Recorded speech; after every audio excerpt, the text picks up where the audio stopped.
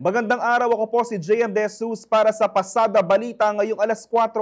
Patuloy yung pakikipag-ugnayan ng Department of Transportation o DOTR sa mga lokal na pamahalaan para sa maayos na konstruksyon ng mga proyekto ng gobyerno. Nagipagpulong si DOTR Assistant Secretary for Right-of-Way and Site Acquisition Irish IC Calaguas sa pamahalaang panglungsod ng San Jose del Monte, Bulacan itong Lunes, July 14.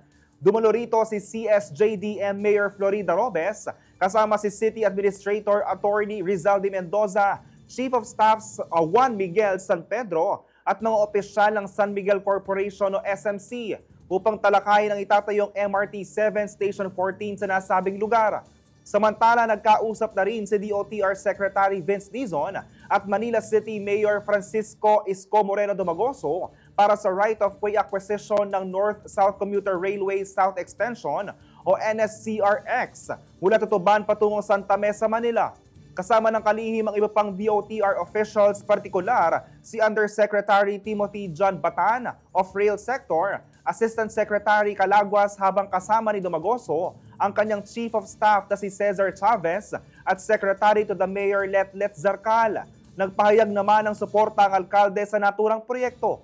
Inaasahang magiging fully operational ang MRT 7 sa 2028 habang sa 2029 naman ang completion ng NSCR. Nauna nang ipinag-utos ni Pangulong Ferdinand Bongbong Marcos Jr.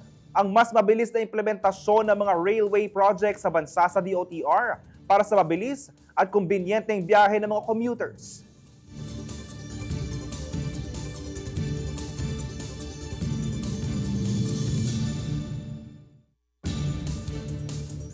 Abangan ang iba pang mga ulat sa CLTV 36 News mamayang alas 6 ng gabi. Ako po si JM De Jesus. Magandang araw.